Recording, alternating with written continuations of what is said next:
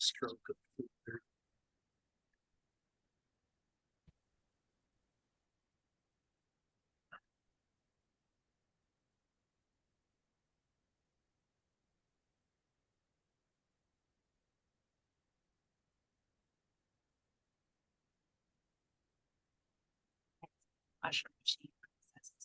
Yeah.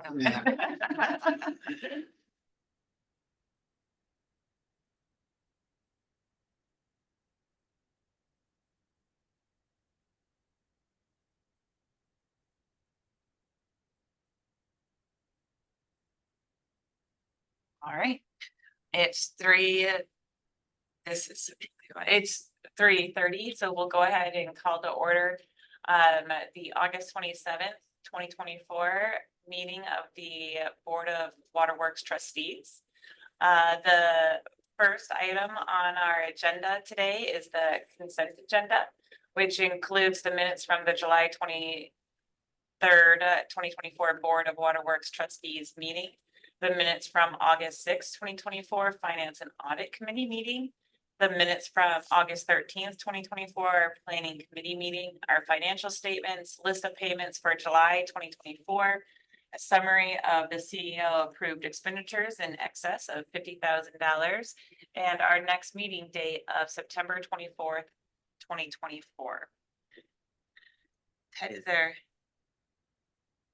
anything in particular to pull out on those? The only thing I would point out, Andrew, is that we do have an expense on the CEO approved expenditures for nitrate facility operation, which was about a little over 60,000 over what we had budgeted. Because we budget for a certain amount, but facility ran a little extra, so that's on the list. But otherwise, nothing unless there are questions.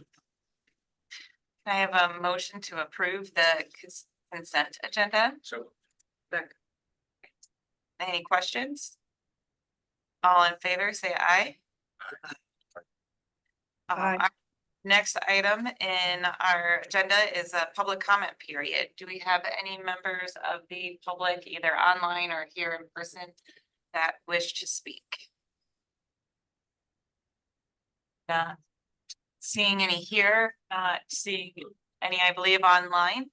We'll just jump into our action items. And the first item, our first action item we have today is looking at and discussing an item that we've heard of on before, and that's authorization to submit the PFAS settlement claim forms. Andrea, as the board will recall, we had a special board meeting not long ago to get authorization to submit a claim form in the PFAS litigation settlement for 3M and DuPont. There are other manufacturers that are also part of that settlement. And the intent here today was to advise the board that preliminary settlements have been reached with Tyco and BASF for the amounts shown there, 750 million, 316 million respectively. They're going to use a similar formula to determine what our good faith estimate would be.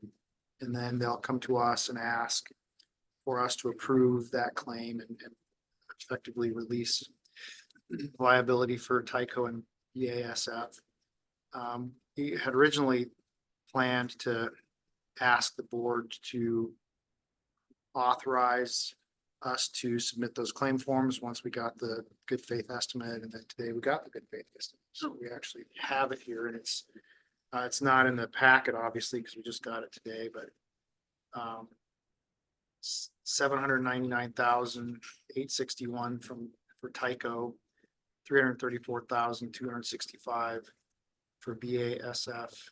So 1.134126 million, 1.1 million is the good faith estimate of what the Waterworks share would be in that settlement. That, of course, is before fees are paid out of the settlement. But so we're asking for the board's authorization to submit claim on those. And then also there may be future additional manufacturers who reach settlement, and there'll be similar claims, and these are kind of progressively becoming smaller and smaller and smaller as they go. So we're also in this action today requesting authorization from the board to for staff to review those good faith estimates and submit the claim forms for any future ones that may come. So John, would you put any finer point on that? I mean, now that we have the good faith estimate?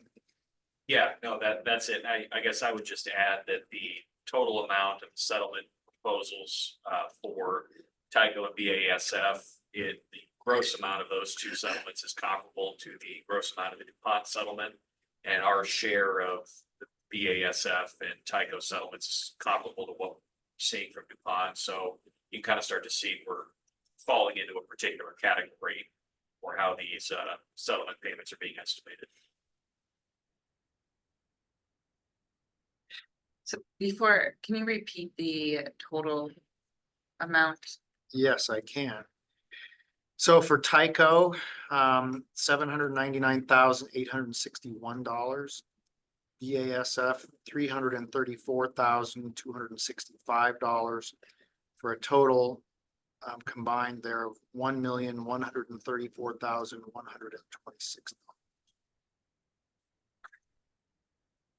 Do we need for any reason in the motion to cite the numbers, or are we good with just the way that's written? No, and because we're not agreeing necessarily to accept that amount, we're agreeing to submit claims. Okay.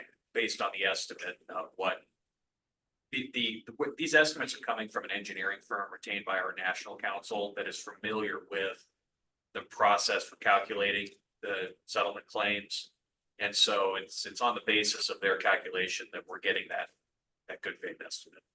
Okay. But the actual calculations will be done by a claims administrator, and there's a separate procedure for appealing the decisions made by that claims administrator, but we're not at that point yet because they're still processing and ingesting all the claims. So can I have a motion to authorize staff to complete and execute the proof of claim and release of claims for PFAS MDL settlement with Tyco, BASF, and all future settlements that are reached in the pending MDL litigation? So. Second. So just to be clear, this action we're taking is similar to the one we took previously. It just names these two new companies and then says future companies would not come back. That's right. And remind us, Central Iowa Waterworks passed a motion, so they've been informed of this. They were informed of the 3M and DuPont, and they ratified or supported the decisions that both we and West Des Moines made to submit the claims. So they're well aware that this is going on. We'll inform them of this and decide whether they need to do something similar. They will not do it at their board meeting tomorrow because it's a time thing. But they're aware, and they did ratify Des Moines and West Des Moines Waterworks submitting the claims for 3M. And then it seems to me, remind me if I'm wrong in this, or tell me if I'm wrong in this, when we discussed this last time, what we agreed to doing was when this money was received, to put this into basically a fund of its own to address these problems. That fund would become, when we turn over all the other assets, property of Central Iowa Waterworks, not charged against our assets, but just passed to Central Iowa Waterworks. Is that correct? Yeah, generally that's correct, and I'll ask Amy to help me with the details. I don't know that we said it would be placed in a fund, but it's going to be identified or earmarked. Designated is the word for addressing these issues, both from our the funds we receive and West Des Moines receives. they will be designated to address these issues going forward. Because we're gonna get the payments over a period of years, 9 years. And so, with the first payment, we probably won't have enough money to do anything. Right. And then as those accumulate, we'll designate those funds for these types of projects. And then once we have an adequate fund, we'll either use it at that time or repay it ourselves for things we've already done. But yes, the funds will be designated for dealing with PFAS related issues. And I think the annuity of receiving those funds makes it very natural that it won't be in the asset transfer Right. through a calculation. Right. I know that wasn't our preference anyway, but it can. And my only, the reason I bring it up is, whatever the technology, accounting, terminology is, that fund there, those dollars are designated. I mean, there's going to be change. There's going to be change on this board. There's going to be an executive director hired for Central Iowa Waterworks. There's going to be a change at the Central Iowa Waterworks Board. So, in that accounting, to make it very clear what those dollars are meant for and they're spent that way is all I'm asking. I think that there needs to be, for example, our reserve fund policy for designated reserve fund has language in our board policy that states if funds are needed, here's the process that's followed to extract the funds and use them. And I think a policy similar to that needs to be created. Specifically. What qualifies for extraction from this fund, what types of projects. That's what I would think. So that's something So it'll that, be very formal. and if that came to us tomorrow, this board would pass that language and hand that off to Central Iowa Waterworks. I think that makes sense to do it that way. Have we expended any dollars that address PFAS in any way? Yes. We installed a couple of monitoring wells that cost about $10,000. And then we do quarterly periodic testing that costs us thousands of dollars each time. And we have actually submitted a claim to be reimbursed for those costs through this whole process. There was, in addition to these claims that we've made for future mitigation of PFAS, we're also able to make a claim for historic expenses, and we haven't done that. Okay, so we don't need to consider taking any sort of funding dollars out of these awards to make ourselves whole for anything that when Waterworks has spent on PFAS. Not yet, anyway. We'll see if we get reimbursed for the expenses that we've had. I mean, it's a whole process where everyone across the nation is submitting claims, and then I don't know if they'll pay them in full or pay a portion, or they'll figure it out. And then there may be opportunity after that's all settled and we start getting payments for us to say, well, 15,000 of that to reimburse us for what we've already done. But I would need to think about, where those funds came from to do it in the first place, and if those were regional funds in terms of, were they budgeted? Yeah. We'll look at it, but there'll be opportunity, but just know we have submitted a claim. Any other questions? Sue, do you have any? I put a couple of things in the chat, just confirming my understanding, that's all.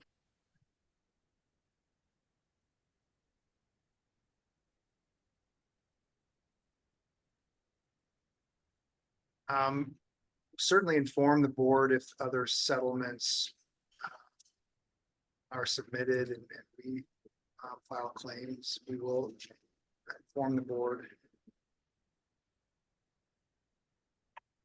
Yeah, and West Des Moines did submit a claim for the DuPont and 3M.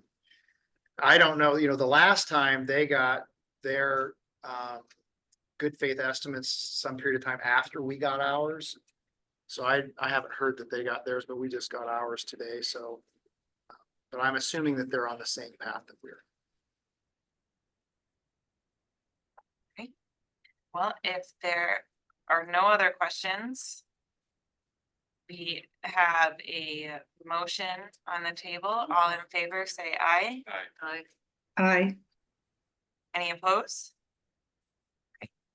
Moving on to B, 3B, which is a 14,200,000 water revenue capital loan notes series 2024 A State Revolving Loan, Sailorville Water Treatment Plant Phase 3. Andrea, the Sailorville Treatment Plant West Feeder Main Phase 3 project was awarded in February. It's actually under construction. Our intent is to fund that project with an SRF, a state revolving fund construction loan. And that debt will be transferred to Central Iowa Waterworks as part of the asset transfer process. There are a number of steps in the SRF process. Last month, we held a public hearing, basically notifying the public that we intended to borrow this money from the SRF, and the action that we're taking today is to receive authorization authorization of revenue notes issued through the state revolving fund of $14,200,000 at 2.5% interest. And as I said, as outlined in our agreement, 2080 agreement for Central Iowa Waterworks, this debt will transfer to Central Iowa Waterworks on operational commencement, which is looking like it's going to be January 1st. So we're here today. We need to do a couple of things. We need to have a motion and a roll call vote to approve the form of the tax exemption certification and loan disbursement agreement. And then we need to have another motion roll call vote to adopt the resolution approving and authorizing the form of the loan disbursement agreement as stated here in the board. So last month, we had our public input meeting, didn't receive any comments. So we'll just go ahead and take a motion to place on file and approve the form of tax exemption certificate and loan and disbursement agreement. Quick clarification, we have to do these separately. Can we do them together? Let's do them separately. Okay. So Second. Okay. For a roll call vote, please. Ms. Bolton, Yes. Mr. Davis, Yes. Mr. Gillette, yes. Ms. Lippert, Yes, Ms. Fox. Yes. Now I need a motion to adopt the resolution approving and authorizing a form of loan and disbursement agreement by and between the city of Des Moines and the Iowa Finance Authority, and authorizing and providing for the issuance and securing the payment of $14,200,000 water revenue capital loan notes, Series 2024A of the city of Des Moines, Iowa, under the provision of the Code of Iowa, and providing for a method of payment of said notes. So moved. Second. Somebody's putting somebody a Coke. Roll call vote, please. Ms. Bolton, Yes. Mr. Davis, Yes. Mr. Gillette, Yes. Ms. Lippert, yes. Ms. Fox. Yes. Okay. So do we know what any next steps are for that, or does that conclude the this revolving loan? We're going to ask Amy to respond to that question. That concludes the steps needed from this board, and we close in mid-September, and that's when the fund. Item 3C is adoption of clarifications to the prior board action, to a few prior board action items.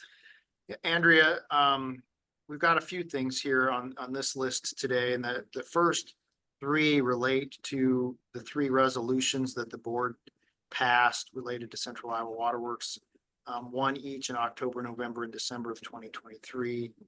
The first being the resolution indicating intent to participate in CIWW. Then there was a resolution conditionally authorizing participation CIWW, and then third, there was a resolution approving the transfer of interests in real property or the asset transfer. And what legal counsel has recommended is that we essentially amend the minutes from each of those meetings to indicate that the full text of each of those resolutions is attached to the minutes and is part of the minutes, and then actually attach the minutes or attach the full text of the resolution to each of those monthly board meeting minutes. The reason for that is so that it's easy to find in the future. We can track it down. The minutes say that the resolution was passed, but the resolution was not attached. And so we think it's better to go back now and actually state that the motion is attached and have it attached to the actual minutes. John, I will allow you to elaborate on that if necessary. Yeah, it's primarily simplified due diligence for legal counsel for CIWW when they review the asset transfer. It just, the hope is, or the idea is it'll streamline one part of that due diligence for asset transfer. So that's three. There's the three sets of minutes that are having just that kind of one partial sentence update, and then the actual resolutions attached to the minutes. Also in October of 23, that's when we approved and adopted rates that became effective on April 1st of this year. Council has requested that resolution regarding adoption of rates be set forth in a separate form of resolution. So instead of having a motion and approving the rates, that we actually create a resolution and also attach that to the minutes of that meeting. Yes, so when the board did adopt rates, and recorded that in the minutes as a resolution of the board, we've received a request from bond counsel to separately set forth that action item in a separate resolution. And so this action is to ratify and confirm the adoption that occurred in October of last year, at the request of bond counsel. So all of those things are essentially changes that have been requested by bond counsel, just to clarify. Right. The bond counsel and asset transfer counsel for the work on the transfer of DMWW to CIWW. These are my view about these is these are cleanup items primarily to, again, simplify the due diligence process for some of the projects that you're currently working. The resolutions aren't changing. The rates are not changing. That there's one exception to that on Berwick, and I think Amy probably can explain that a little bit, but there is a slight addition occurring. That's the next thing, Oh, right? That's the okay. last thing on the list. So there are 4 places where we're literally not changing anything, but doing what John just described. And then related to the board action that we took to adopt rates, you may recall that at that time we gave recommendations on rates for the various rate classes. And then we also staff suggested that we increase the availability fee in Berwick and Saylorville, essentially Polk County Rural Water District number 1. We increased the availability by $1 for each of those, up to $5 and $4 respectively for Saylorville and Berwick. But the motion adopted by the board didn't specifically say that in the motion. And so that has not been done yet. And we want to revise the motion to include that and include that we're going to make that change on October 1st, effective on October 1st, and then we'll do that on October 1st. So that is a change from what we did previously. The rest of it is taking the same motions, same rates, and doing some clarification in terms of how it's recorded in the minutes. But that is a change to the motion. It was covered in the discussion at the meeting. It was part of the recommendation, but it didn't get in the motion. And we want to correct that. So can I have a motion to approve the revised and amended minutes of the Board of Waterworks Trustees of the City of Des Moines to amend minutes of the Board of Waterworks Trustees of the City of Des Moines, Iowa for October November, and December twenty twenty-three, and to adopt the resolution of the Board of Waterworks Trustees of the City of Des Moines, Iowa regarding rates, and to direct staff to publish as required by law. So. Questions? I have a question. I mean, I think I'm looking at the right thing. Didn't we? We approved the proposed rates as presented. Hmm. And that included the monthly water availability fee. But there was a table included in the motion that didn't include those availabilities. And so technically, it wasn't part of the motion, or at least that's our interpretation.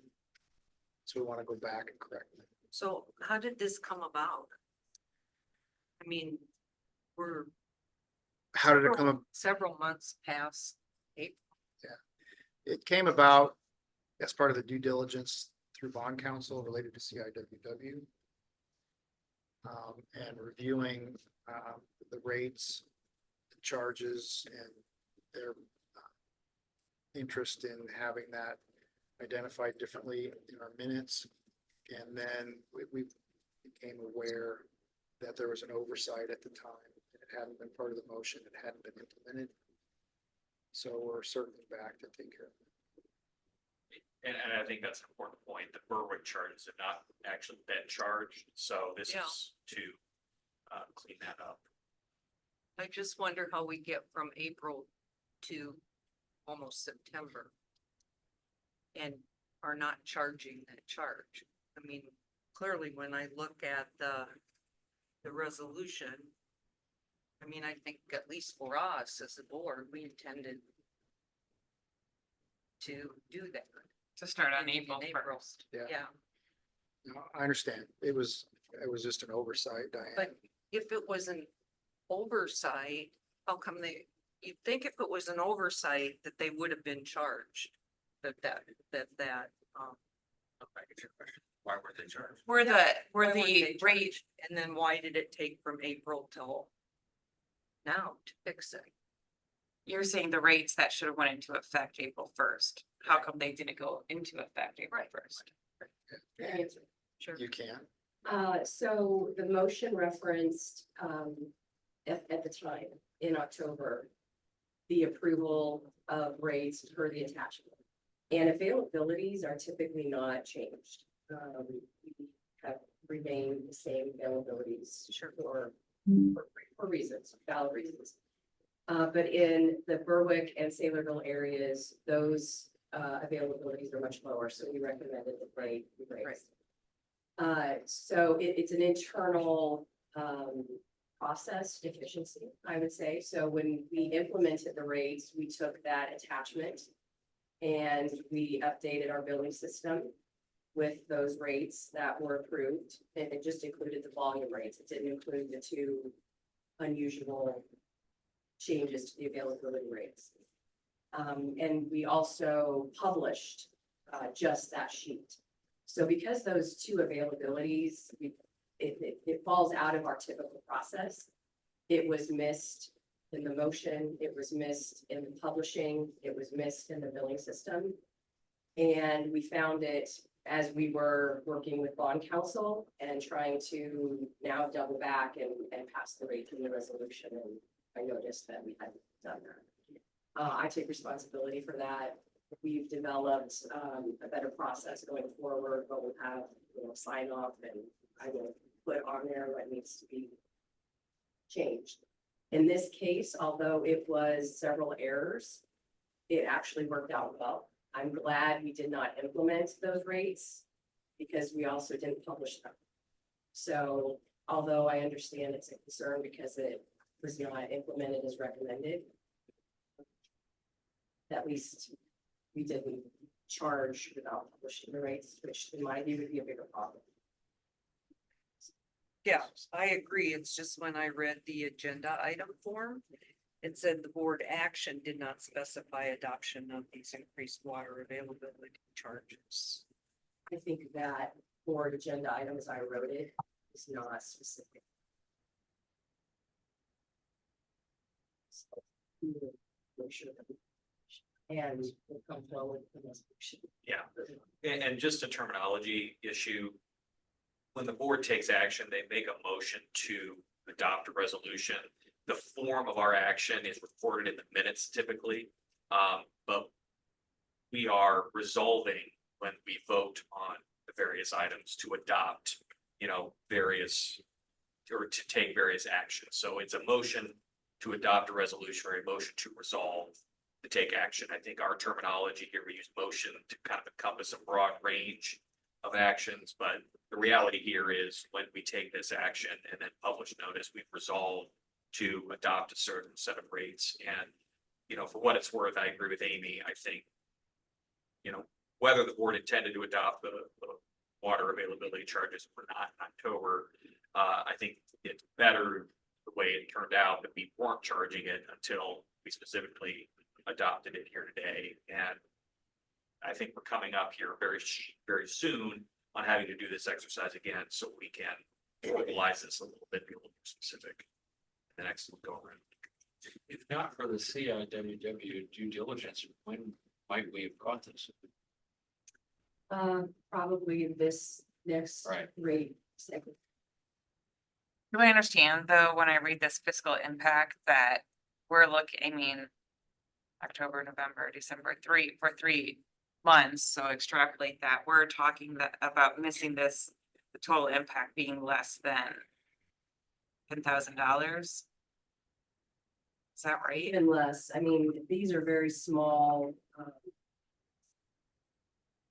So it's, $225 per month or $675 for the remainder of the year, so it's gonna be very minimal. It's not going to affect any part of our budget, revenue. It's just an error. It doesn't have financial impact. Something we'll recover from, get better. Any other questions or thoughts? Are there any comments from Sue or chats? Seems like some excessive attention to details. CIWW due diligence, which I appreciate. Okay, so we have a motion out there. All in favor, say aye. Aye. Any opposed? All right, moving on to item 3D. Which is the request authorization to issue purchase order for replacement RO membranes for the Saylorville water treatment plant. Andrea, as the board is aware, the Saylorville treatment plant is a dual membrane plant. We have ultrafiltration and reverse osmosis membranes there, and those membranes are essentially a wear part. They have a defined life. The RO membranes have a life of somewhere between 3 and 5 years, and then they their efficiency begins to decrease and they have to be replaced. We're in a cycle right now of, given that we have 4 RO trains there, we're in the cycle of replacing one set of RO membranes every year. So they get replaced every 4th year, and that's been working out pretty well for us here the last few years. So we've taken bids. Got bids from 3 different vendors who are able to provide those the membranes that we use, the RO membranes that we use, and we're recommending that the board authorize staff to issue a purchase order to Consolidated Water Solutions for $60,230 to replace RO membranes. And so Can I get a motion to authorize staff to issue a purchase order in the amount of $160,230 to Consolidated Water Solutions for purchase of replacement reverse osmosis membranes with a 3-year prorated warranty for the Saylorville water treatment plant? Second. Any questions? Just informational, I guess, but when we talk about these wearing out, is it all of a sudden they just fail or they become less efficient? yeah, it's kind of a cycle, and I'm gonna say some things and then Nathan can correct what I say wrong. But we're constantly filtering water through the ROs and then cleaning them to kind of restore their efficiency And over time, their efficiency, or the amount of water you can get through them just declines and declines and declines. And they get to a point where they can't be returned to their capacity. Nathan, how would you define it? Somewhat, the water, you can still get the same amount of water through them. What happens is the quality of that water is great. So usually, usually we're targeting a specific hardness to try to maintain a specific water quality. Once you get to that range age, they just start letting more and more of that hardness through the membranes. They become less efficient at treating or trying to treat. Just curious, so thank you. There you go. Any other questions? I had a question, because I went on that, the tour, and maybe it isn't about the RO membranes, but I know that there was discussion about when we picked the technology or whatever it was, that there had been some representations about something lasting longer than what our experience ended Yeah. up being, and I guess my question goes, because I don't know, this is just a curiosity. About, warranties. And I know this talks about a warranty, so, what is typically warranted and not warranted? Well, these membranes, the RO membranes have a 3-year prorated warranty, so that if they fail or they reach the end of their life in less than 3 years, you get a prorated portion. So if they aren't functioning properly within the first year, you get a lot of money. And if it's after, in the 3rd year, you get less money. I don't know what the warranties are on the UF membranes. Talk on the UF is what I specifically talked at the tour. Originally, when they proposed that, we built a plan around that. UF Yeah. membrane, the proprietary membrane, said that they would last for 10 years. First round that we did lasted less than 5 years, and we did give a warranty period with that. We bought the manufacturer. They said they made improvements to the membrane, but we really haven't seen huge improvements. So that's why we expand the treatment plant, looking at the different UF membrane. We'll try and see if it has longer lifespan and better cost ratio. I want to switch everything to that or not. The ROs have always operated as we expected, and was promised.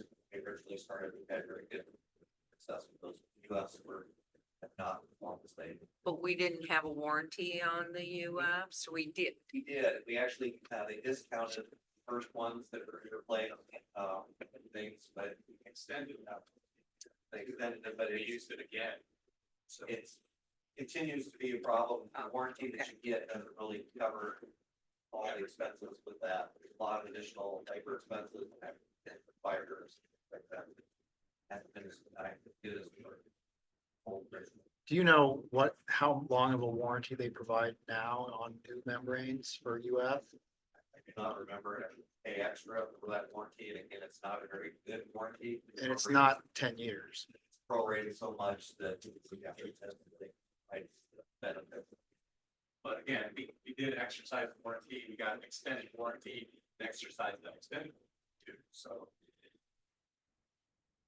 On the UFs, we did benefit the first But couple of it's not a cycles.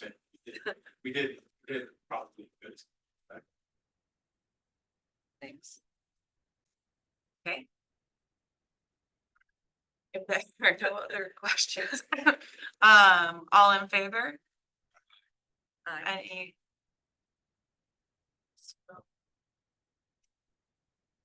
Sue,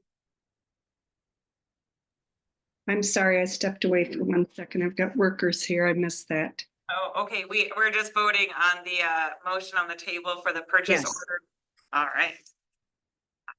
I think that motion passes then. And on to item E, request authorization to solicit bids for the 2024 Southeast Connector Pleasant Hill Meter Pit Project and establish the date of the public hearing as the date of the September 2024 board meeting. Andrea, work is being done on the southeast connector in the vicinity of Vandalia Road and Southeast 43rd Street, where there is a meter pit that historically served Pleasant Hill. That meter pit is going to have to be removed. And as part of our move into Central Iowa Waterworks, we are interested in metering our total service customers so that we know what their usage is. And we can expand capacity for them and conduct ourselves accordingly based on their usage. So we are going to, as part of that project, construct a new meter pit in that location so that we can more effectively measure Pleasant Hill's consumption. Got an engineer's estimate of $150,000 that project, and we're asking today for the board to authorize us to solicit bids for removal and construction of that. Is there a motion to authorize staff to solicit bids for the 2024 Southeast Connector Pleasant Hill Meter Pit Project and establish the date of the public hearing at the date of September 2024 board meeting and direct staff to publish notice as provided by law? So, Second. any questions? All in favor say yes. Yes, Aye. Yes. Just throwing you guys for a loop here. Moving on to 3F, is to request authorization to solicit bids for 2024 Polk County water main replacement. 5325 Northeast 14th Street project and establish the date of the public hearing as the date of the September 2024 board meeting. Andrew, this is actually a segment of water main that goes through a private property. There's no street there. It aligns with Northeast 53rd Ave, Court Street, I don't know. But that's the address of the property that this water main goes through. It's a public main. It's been there since the 50s. And it's needed as part of the system. It's had some breaks that have had some impact on the private property there and some of their facilities. And so we are going to replace this water main, and we're also going to obtain a wider easement that will allow us more access there. Replace it as similar to what we do with all of our water main replacement projects. But we're here today. I'm requesting authorization to solicit bids for that project on Northeast 14th Street. Can I get a motion to authorize staff to solicit bids for the 2024 Polk County water main replacement at 5325 Northeast 14th Street project and establish the date of the public hearing as the date of the September 2024 board meeting and direct staff to publish notice as provided by law? Second. Any questions? I'm just sorry, now I'm digging in to see what private property this is. Okay, well, if no other questions, then all in favor say aye. aye. Any opposed? Okay, and we are on to item 3G, request authorization to solicit bids for 2024 PCPS Aquifer Storage and Recovery Well Bid Package 2 Well Pump and Control Building Project and establish the date of the public hearing as the date of the October 2024 board meeting. Andrea, back in December of 2022, the board authorized us to enter into a professional services agreement with Strand to design this ASR facility at the Polk County Pumping Station. We're bidding this in two projects. The well construction has already been bid. This is the building, the ASR building that will sit adjacent to the well and have all the recharge and recovery piping inside. This is an ASR well that Des Moines Waterworks will own and operate, and it will provide 3 MGD of peak time, summertime capacity for us, which will help us reduce the peaks that we place on the regional system now that we are entering into our Central Iowa Waterworks days. We are planning to fund this project through a state revolving fund loan over time. And today we are here asking for permission or requesting that the board authorize staff to solicit bids for the well pump and control building project. I need a motion to authorize staff to solicit bids. 2024 PCPS Aquifer Storage and Recovery. ASR well bid package 2 well pump and control building project, and establish the date of the public hearing as the date of the October 2024 board meeting, and direct staff to publish notice as provided by law. So move. Second. Any questions? All in favor, say aye. Aye. Item H is request authorization to solicit bids for 2023 Des Moines Water Main Replacement Contract 5, and establish the date of the public hearing as the date of the September 2024 board meeting. Andrea, this is a pretty traditional water main replacement or replacement contract to replace water mains that have had an experience of or a break history. It says here a history of main breaks and other service issues, and I visited with Carla a little bit about that, and she said that the point there is that there are some smaller mains that we're gonna install larger mains. The main on Court Avenue is actually 10-inch. We don't put in 10-inch pipe anymore, so we're gonna replace that with 12-inch pipe. But bottom line is, all of these water mains have experienced break history, and we want to get them replaced under our traditional water main replacement program. So we're here today. I'm requesting authorization to solicit bids for this contract. I need a motion to authorize staff to solicit bids for 2023 That's right. Des Moines Water Main Replacement Contract 5, and establish the date of the public hearing as the date of the September 2024 board meeting, and direct staff to publish notice as provided by law. Move.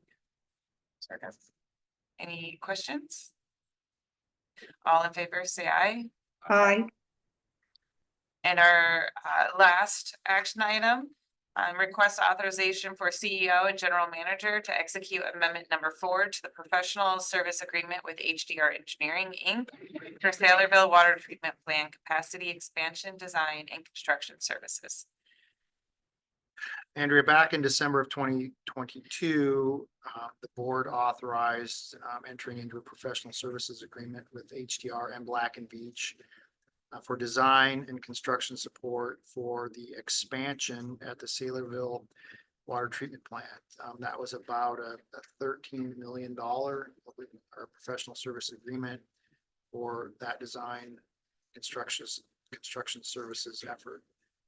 In the time since then, there have been three amendments to that PSA. The first one, $112,000 roughly for additional hydrogeologic model calibration that needed to be done after we got our model from USGS. The second one was $825,000 for additional well testing that wasn't originally envisioned to be part of this PSA. The third one was the BAT study, which was originally going to be over $90,000, but after they did the benchtop, desktop, the office evaluation, they determined that it was so likely that there were going to be bats that we needed to mitigate for, that we didn't do the field study, and we just took care of we accommodated the bats after their benchtop study, so we saved some money there. But this is the fourth amendment. The fourth amendment is $117,000 for another well test. Now, Lindsay, you ready to back me up on this? But I think amendment number 2, $825,000 was for 3 pump tests. And we're going to add a fourth one for $117,000. So we're getting some benefit of the fact that they're already here. But I will tell you, we're having some trouble finding the water that we want to find up there. And so we're having to look a little harder than we expected to have to look. And we're having to do some additional drilling and testing. But we're here today to recommend that the board authorize us to execute amendment number 4 for a fourth well test. And Lindsay, is there anything you would add to that overview? Just the phase 2 test, this test that we want to do will help us really determine what the well yields are going to be. So we want, and when we go to drill those wells. give us a better. And they had revised their costs, and so it was 275, and then when I looked at it closer, they got it down to about 236. That's why we're only having sufficient. Okay, so we're getting a break on all four of them. Yep. So The they savings is being evaluated all applied. that. Because I really think they want us to do these tests also too. And this has been through the tech committee. With the full explanation, and there's support for this amendment.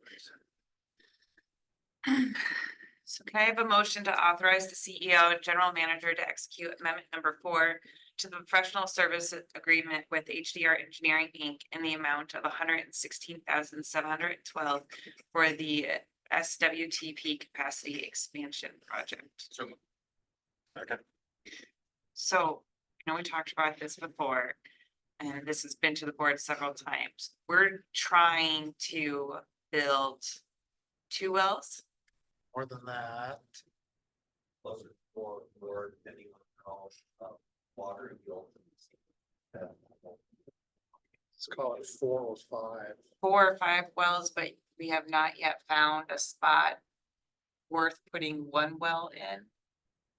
No, that's not true. So we have these spots that look well with the modeling. We've done some phase 1 testing where we've looked at the geology. And so we've ruled out a few sites by looking at the geology. And then now we're doing this other field test, but just looking at all of them together, it's gonna be tight for the 25 MGP. So Okay. that's where we're at. But there are good sites, yeah. Okay, because my next question was gonna be, when do we say this isn't the spot? If we have to keep, I think it will be the spot. The question might become, are we gonna need some surface water?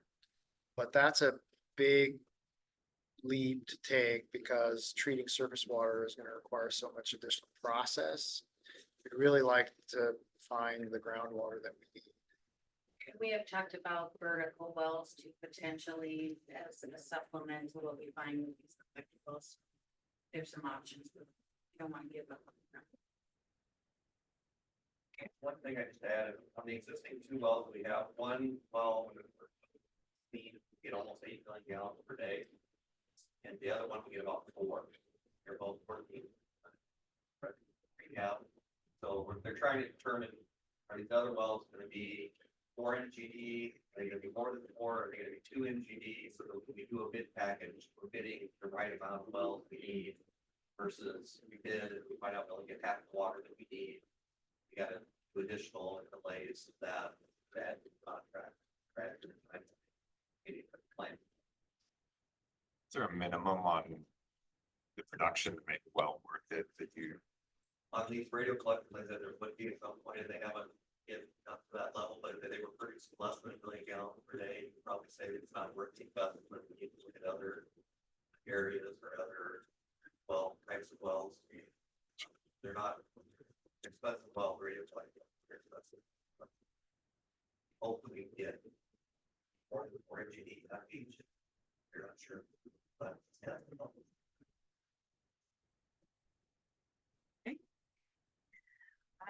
any other questions?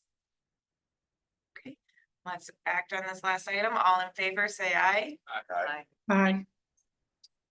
Any opposed? All right. And we're in our the information items.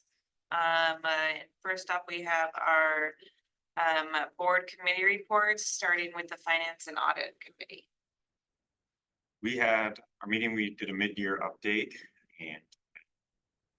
I don't have my notes, so I'll probably have to defer to Amy on most of the actual dates other than, even with all the rain, I think we're mostly tracking fine, so. Yeah, that was really the headline. It's been a wet year and often in wet years, we track under budget in terms of revenue. But we are doing just fine. We believe that we will still meet our pumpage projections, which is what, of course, our expenses are based on. Depending on if you ask Nathan or Michelle Holland, our controller, it's up for debate whether we will meet or exceed pumpage in this wet year. So that was good news, and expenses are slightly favorable as well. When you're tracking it. So, things are small. Planning committee? Graham, could I ask you, since I'm on Zoom, to review our minutes there? So I don't have them open. Maybe I'll just toss it over to Ted. Yeah, that would be fine. sorry. We had an update on our lead service line replacement program and kind of how things are tracking there. Jenny Puffer did a nice job of sharing some information about the pilot project that we did where we replaced 87 lead service lines and kind of all the things that we learned from that. Talked a little bit about the rules, what we're going to be required to do this year, which is our inventory and then communication to the public. And she talked about some legislative priorities that we're trying to focus on this year from a lead service line perspective. One of those being lead service line disclosure at time of sale of a single family residence. And then we're going to ask the state for some funding for lead service line replacement. And we're not going to do it alone.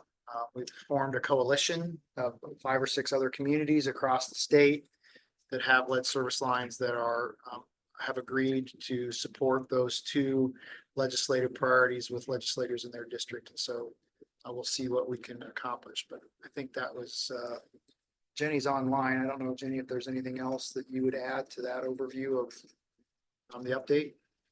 No, I think you captured it. Perfect. Thank you. It was an excellent presentation. And, when they're talking about this coalition, I do want to say, I think there were 5 communities and 4 agreed. I think it's Knoxville is kind of doing their own thing. They already had their own plan, but it was very informative. Great job. Great job, Jenny. Were any of the other communities with lead service line strategically identified based on who their legislators are, or is it just other communities that have lead service lines? We reached out to DNR and asked them who had more than 1,000 lead service lines. And then I think we reached out to all of them. But we're also trying to get Sioux City on board strategically because of who their legislator is. So a combination of both, I would say. And then moving on to our board membership report, starting with Central Iowa Waterworks Board. I can take that. I know that we have done a summary of our key points of our meetings. And has that gone out? Everybody got it, right? It's posted on the website. Okay. I have it here, Diane, if you got it or. Yeah, why didn't you hand it to me? We just continue to work through the minutia of getting this thing up and going so we can go live January, and I think we're on track. Am I missing it in the board packet or was Let's it? think of It what- wasn't there. I just brought it Okay. in, sorry. Oh, no, it's- And I was going to ask about that. Caitlin's doing a wonderful job after the meetings. It's labeled July 2024 board meeting highlights. And she goes through really all the relevant points. I see no reason why this couldn't be added to the board. I realize it's going to be coming a little bit late because our board meetings for CIWW are basically the day after our board meeting. So it's almost a month late, but it really covers. Nice job, Caitlin. You really are doing a nice job of capturing that. We could certainly send that out as soon as it's ready, if that's the board's pleasure. Yeah, I think the big thing that's happening now is we're working through with the search firm, the executive director. If you recall, we've had an interim director in place. We hired a search firm. We posted the director position. I think it closes tomorrow. Friday, the Yeah. 29th, yeah. Yeah. And I forget how many we have. We don't have the specifics on them yet, but our recruiter or search firm tells us that a lot of them look good.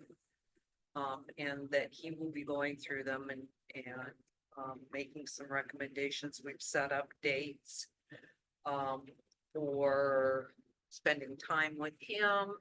And it's the executive committee that's doing that. And then we've also set up times for interviews later in the month. I think we would like to get somebody on board in October.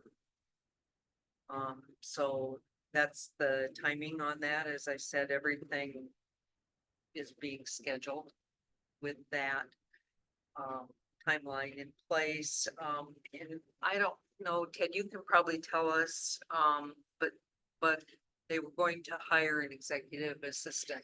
That had been posted, and I think they got did those interviews. I don't know if they've made any offers. Not yet, but Amy was on the interview panel and the last interview was today. And excellent candidates Great. and probably a choice and an offer coming next week. Good. Yeah. So the interim director has been housed here Mhm. at Moines Waterworks, but we anticipate that when the new person comes and we have the executive assistant on board, that there won't be enough space here, so we will have to look for more new office space. For the offices, CIW. Lindsay and Caitlin have offered to host the new executive assistant up in engineering in an open spot that they have for a period of time, which I honestly think would be a great opportunity for that new person to learn from Caitlin, who has been effectively serving in that role. So that might be an opportunity to have, while they're looking for office space, and we're gonna have the executive assistant on board before the executive director. I would think they would want to wait until the executive director started to identify office space. I think it would be a great opportunity to have them here and have them learn from Caitlin and have them close at hand. And have them close to Bill as long as he's here. Yeah. So we've offered that. We don't know what the board will decide. Maybe here. Any questions about what? I appreciate you all opening up your space to them. I think it's a great idea. To host them here as long as it's feasible and to. Kind of, especially since so many of the process, and systems are run out of here, to bring them, not knowing what the executive director or the background of that individual or the assistant will be, having them close to I'm just, as you were talking, I was sitting here envisioning them in a random office space and how weird that would be, and not being connected to the actual facilities in any way. So I appreciate you all opening up your space and offering that. I agree. I've talked to Bill about it. He said it's been really beneficial to have people that he can go talk to, plus have the support of the facilities. But I just don't, we have room here for offices. Yeah, Hopefully they'll find space. It's not too far away. That would be the hope, I guess. Yeah. It's been really handy to have Bill here. Yeah. So I hope that they're close. Are there any close places that we have? our next board meeting is There's gotta be space I mean, downtown. There's plenty of space in this area. I just mean like you wanna build on like a little addition onto the new maintenance facility or like a little. We won't tell Jessica you're giving. I was thinking about your space. I said just build on a Build on. little like An lean-to annex. shed annex that. I don't know. All right, We're pretty tight for space here right now. Oh, the other thing, the CIWW website Oh, yeah. is up and running. Caitlin can show us that right now. We both will. So this is kind of the first public facing aspect of CIWW, the website, ciww.gov, which went live earlier this month. We thought we'd just run through really quickly a couple of things that you might find interesting. First, as we scroll down here on the homepage, one of the elements in feedback we had received was that they really wanted folks to know that CIWW does not replace local water providers.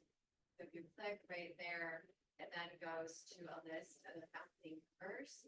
Each one of those logos is live. You click on it and it goes to that entity's customer service page. So folks can find that. That is located in 3 different places within the website. So depending upon how you might get there, it inevitably will lead you to this place. At the top, another area you might be interested in is governance.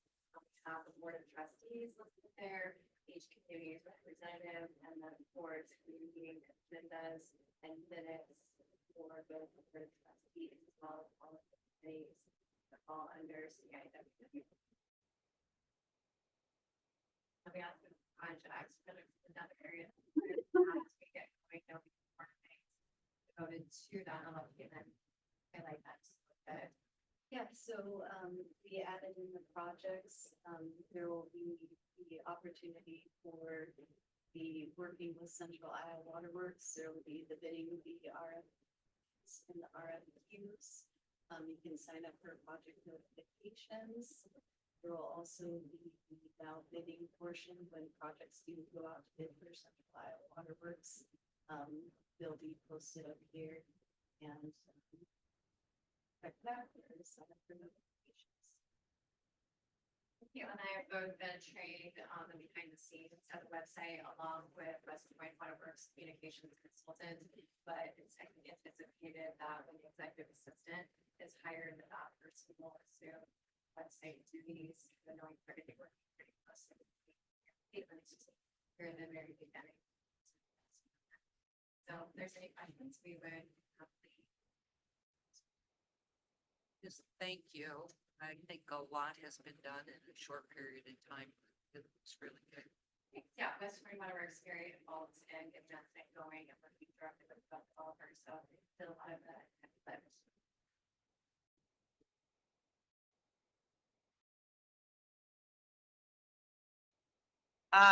Greater Des Moines Botanical Garden. No, lots of report, just as a reminder, our board seat, we're gonna give up our board seat at the end of this year, and but yet our financial commitment goes through 2025. But I just put it out there and looking at Mrs. work on communications. One thing we probably should have a conversation with, maybe this is the right person, is to have a conversation with the garden about continuing and building on that water education component that goes on in the garden. They're very interested in having that a part of what they do. And as they develop this next phase, which they're in the capital campaign to do that now, there's probably some opportunities for signage and educational opportunities there that benefit both of us. And so no time like the present to kind of open that conversation with them. It's been a better partnership the last 2 or 3 years. with Absolutely. them, and I think we've made some progress there, and I'd hate to lose that. So we should reach out to them. And they really interest. I mean, I think this, it helps the things that they want people to learn as they come in. It gives them a little variety of topics. And so I think even after our formal agreement, when it comes to a financial piece of that ends, I think we can build a relationship where we're always a partner with them when it comes to learning. To overlap what goes on here, what goes on at the park, our park, and what goes on there. As I think you're aware, and I've talked to you about before, the garden has taken over management of the Governor Ray Asian Gardens and that whole corridor that goes along the Dorian Bike Trail there up to the Botanical Garden. So as they develop that learning component, people don't have to be, admitted guests of the center to do some, or the Botanical Garden, expose some of their learning opportunities. So that whole corridor there, I think, provides a real opportunity. And one of the things that the garden plans is to beautify, if you will, that over the freeway overpass. And so they're, Mike Simonson and others have been working on developing a way to kind of beautify that. And again, I think there's going to be opportunities there for us to partner in learning. So anyway, I would just encourage us to have those conversations and talk about the future. And from an event standpoint, there's tons of events going on in the garden, including the champagne and chocolate event, which is kind of their premier event, which is the Friday before Thanksgiving. If you haven't been, you should go. Yeah, I would think as we go forward with them, if they would be really well situated to do not only education about water quality issues, but also about landscaping. Absolutely. To begin, think about how do we landscape in ways other than green grass, it has to be watered. Yep, and I think they're very interested in that, and as Ted alluded to, I mean, under Kim Perez's leadership, who's the CEO out there, and many of the board, I think they would love to have that conversation. Because as you bring people, visitors in, Yeah. they're always looking for new topics and change with the seasons that people can learn. And that would be an ideal one, and could echo the things that we do hear about during the summer about people conserving and not watering their grass and doing those such things. And so we could provide, and help them provide content that they can help with out. So I think that's a marvelous idea. All right, enough on that. All kinds of notes. That sounds like an exciting opportunity. Yep. As we look at how that partnership is going to change. Speaking of changes, Des Moines Waterworks Park Foundation, our exciting news is that the foundation just hired their executive director, who will be starting tomorrow. His name is Chris Birch. He was previously the executive director of the IMT Marathon, and most recently had been working with Principal Charity Classic Golf Tournament. I think that the foundation overall is very excited to have him jump aboard and kind of focus in on this next stage of what the Park Foundation is set to do strategically, whether that is looking at continuing to grow the enhancements to the park or kind of stabilizing themselves with members and programming. And so all of these things are kind of coming together at a really interesting time with education, with the garden, opportunities with the utility, and then having somebody who's joining the Park Foundation kind of with a fresh set of eyes looking at what's next. So that's exciting. The board packet also has a list of the upcoming planned events scheduled at the park. The season's kind of winding down. As you may imagine, despite the heat out there, I do believe you can continue to get a cold beverage if you need it when you stop by the park. But other than that, Pat, do you have anything to add? Nope, I have nothing to add to that. I have one thing to add to that. Last week, representatives of Des Moines Waterworks, the Park Foundation and the Stowe Foundation met to discuss water carrier and installation of water carrier in the park. The idea being to have a conversation.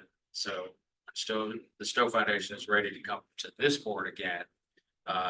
It's the final approval for groundbreaking, that all of those parties that, share an interest in this project have had those conversations. So not a lot to report out of that meeting, just it was productive in the fact that the three entities that built the Waterworks, Park Foundation, and the Stowe Foundation had a constructive conversation about what needs to be done and how we work together to do those things that you were talking about, Andrew, and that is build on the educational components as the Park Foundation thinks about what's next with the park.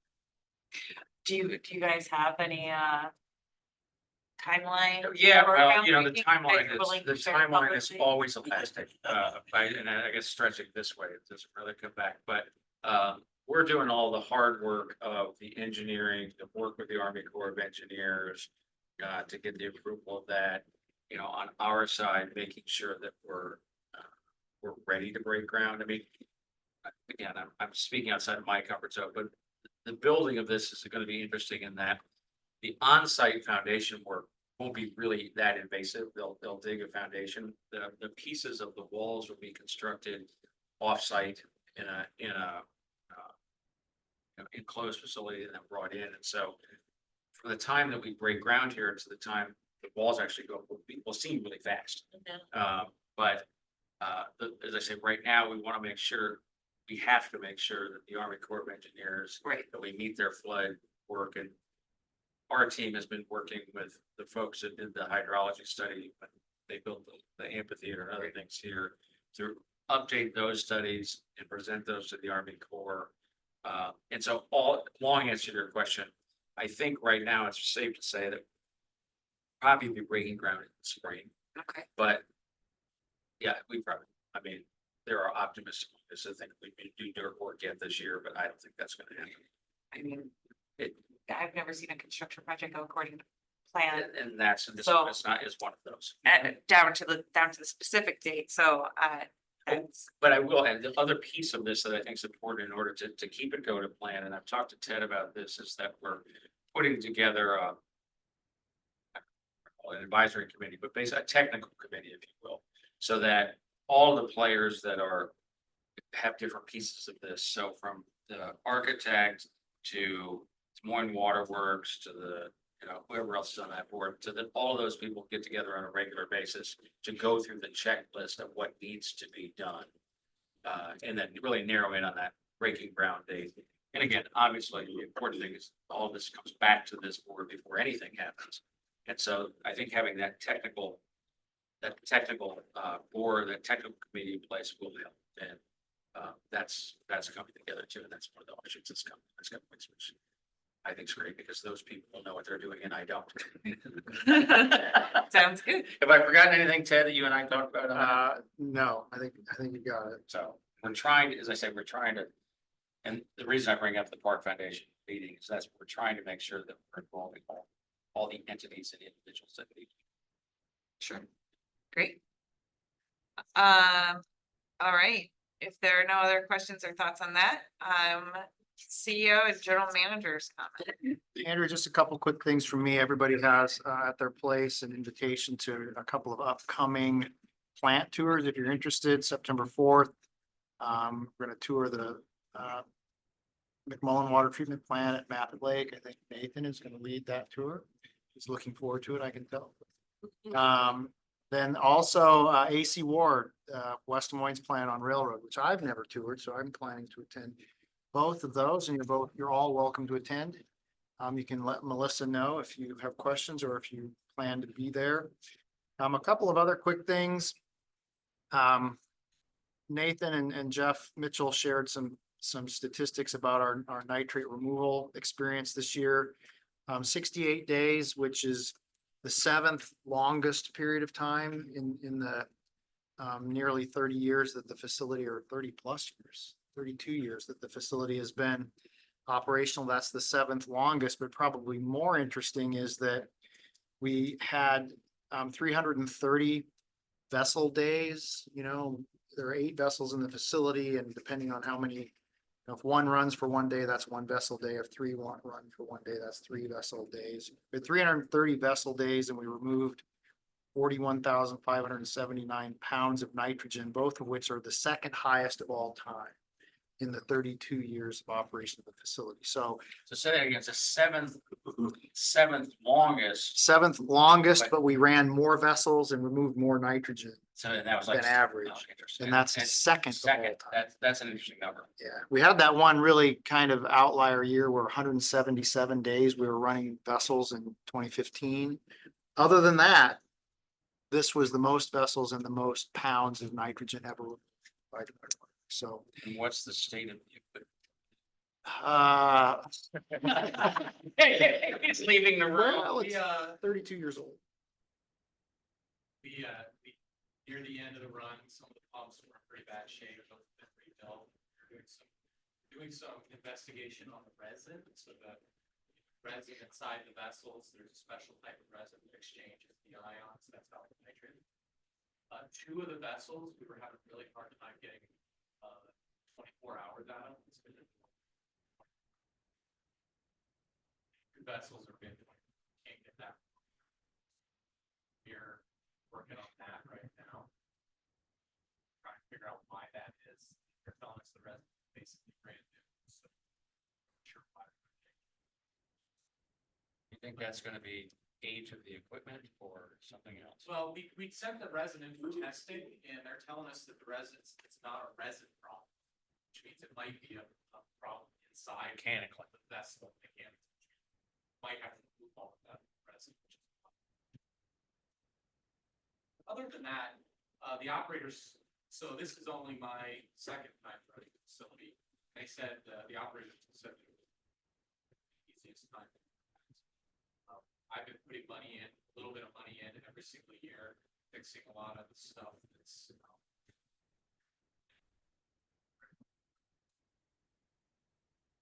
I would say it's doing okay, but I really want to know what's going on with those two buses. Remind me what we do with all of the nitrate we remove. The nitrate goes to the WRA, so we take the regen waste from our vessels. There's a little brick building back behind what's the filter building. That pumps that.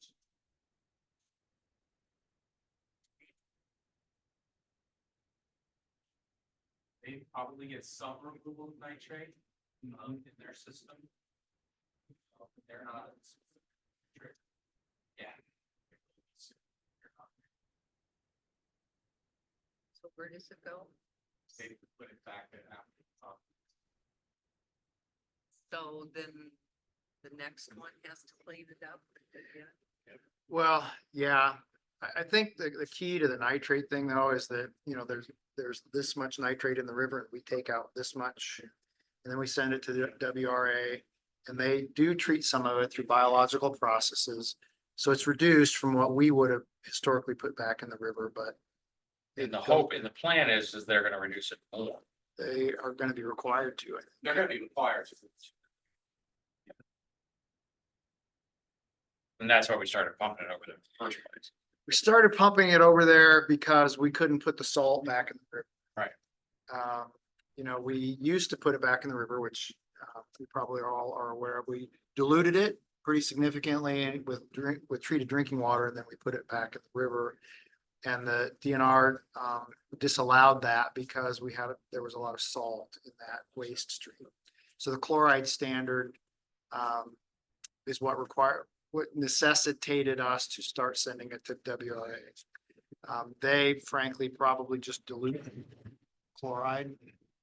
Yeah. Because I don't know that they have chloride removal, but when they mix it with all the other flows that they have, 50 million gallons per day plus, then that dilutes the chloride product, resolves that issue. So that they don't have fish kills or any danger of any of that kind of thing, and they're putting it in a much larger stream. But the nitrate, they are removing some of that and will be removing more of it in the future. So I have a question about, you said that we remove the most Mhm. that we've ever removed. Second most. Second most, and we know it's a wet year, is that related, do we know, is it related to where it rained and when it rained and what was Well, the cause? Nathan has a lot more statistics here, I guess Jeff does, about the concentrations in the river and their by month. And the concentrations in the river were high. And I think that has a lot to do with the fact that it had been dry and then it did rain. So we're kind of flushing the system after 4 years of not flushing the system. The other thing, and I think Nathan would agree, is that demand is just higher than it used to be. So we're producing more water, which necessitates removing nitrate from more water. So that has a lot to do with. Just one thing, the filter effluent nitrate, we have the second highest filter effluent nitrate in our history. And that is because we are having, even though the sources were lower, we're having to use more higher nitrate sources. That's what's really driving it. More than, I mean, the nitrates were high, but we weren't having record nitrates, just producing more water. Yeah. Nitrates. I thought it was when I saw the mudslides in Alaska this week. I don't know if you saw I those, didn't but see that. they were terrible mudslides, but in the result, the cause of that was dry weather Mhm. coupled by heavy rain. And you saw that, I think the same cause is probably the mudslides at the Grand Canyon. And so you think about our land the same way, I mean, that you've got this year, in a multiple year of dry, and then all of a sudden you have this water that hits this rain, and the water actually moves through the land a lot quicker because it's dry. And while it goes through, it picks up so much. And so these problems from climate change you see around the world, around the country, are the same one. So, Thanks for that dry weather, we found that mastodon down in southern there Iowa. is that. So. It's a water buffalo that's roaming around. I Sorry, heard I about can't handle that. One other thing I want to share, though, this is I think it's a good news tidbit that Doug gave me some information about openings, and we've been struggling with vacancies. In December of 2022, we had 18 positions posted. 18. Today we have 1 position posted. Amazing. Doesn't mean that all the positions are full. We got some that the posting has come down and we're doing interviews, and we've had at least 1 offer pending. We've got a couple here and there that are on hold. But it's improved dramatically since December of 2022 when we had 18 postings up. So that's a little bit of good news too. And then I would, if I could, Andrea, just move on to the updates. I want to draw the board. Yeah. It makes me think of when you were talking about the postings and Yes. as we left the room, but it, Labor Day happens between now and the time we meet again. Right. And I think, you know, I know that all of my colleagues on this board as well said, appreciate our workforce here at Moines Waterworks. And, you know, I don't want Labor Day to pass without us praising all of our employees, especially, and Andrew, I know you echo this, our cooperation that we get from the union. I mean, we've had some issues this year, but thanks to the hard work of our union representatives, we've made some real progress. And I'm just reminded how lucky we are to have the workers we have. Indeed. Can't do it without. Absolutely. Last thing for me, I would just call the board's attention to the safety update. There's some detail about we have had 4 recordable injuries and maybe 1 more that isn't on the list because it was very recent. 4 recordable injuries, and there's some detail there, but there's also a little graph there that shows traffic speed in the park since we installed the little flashing traffic speed sign. The data would indicate that the number of vehicles that are dramatically exceeding the speed limit is declining. I know if you work in the park, you might not feel like that's the case, but the statistics show that the sign and the constant reminder may be having a little bit of impact in making our roadways in the park just a little bit safer. So that's there. There's an update on our outreach activities. We got to ring the bell at the farmer's market here the other day to open the markets. Not exactly the same as the New York Stock Exchange, but close, where they get to ring a bell. The contract status and professional services agreements are there too. That's it for me as we adjourn and move into our. Can I ask a question really Sure. quickly? You sent out an email about the fluoride Mhm. study. I mean, it is so contrary to everything we've heard for years and years and years.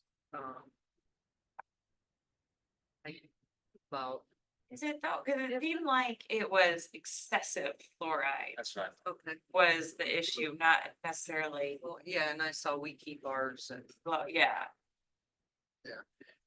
It's a data point, and I think, even they said more study is needed, but I just wanted to share it with them. I'm glad you asked that question though, because I mean, that's what I took from it too. And it would make sense. I mean, if you had anything in excess is gonna cause a problem. Potentially. And, but there was nothing to suggest that at the levels that we keep off for water, anything has changed. That's correct. There's no indication that that's a problem. And I zeroed in on that too, and my former pediatrician serves on the dental, a pediatrician dental, I don't know, something like that. He's probably listening and upset that I can't get it right. But we have had long discussions about fluoride and the benefits of it versus not having it. So that's why when I read that email, I kind of picked up and wondering, wait a second, this Yeah. was against everything, but I appreciate that we monitor our levels and we're not hitting that kind of target range that they had identified as being the concern.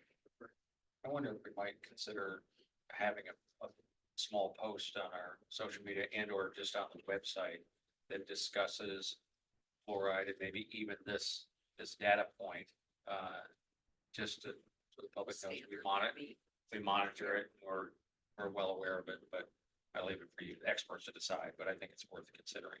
Sure, we can talk about that. So any other questions or comments? Before we completely close out of this, meeting, I do want to just, spotlight again the good news that we've had, coming into the fall season with all of the positions kind of being filled, us being able to get into a good place with our relationships with labor, especially as Labor Day is approaching. Knowing that we made it through nitrate season. I mean, I think so. made it through Yeah, nitrate we season. made it. Violations. And lots of good work happening here, and I appreciate everyone being a part of that. So on that note, motion to adjourn. All in favor? And we'll talk. Yeah, I'm gonna assume Now that, we're doing our pension meeting. yeah, now Oh, and yeah. jump right into that pension meeting. Are So you just we gonna need to- keep the recording going, or do you wanna stop and restart, or? We don't have to clear a room. And then, next meeting, gone.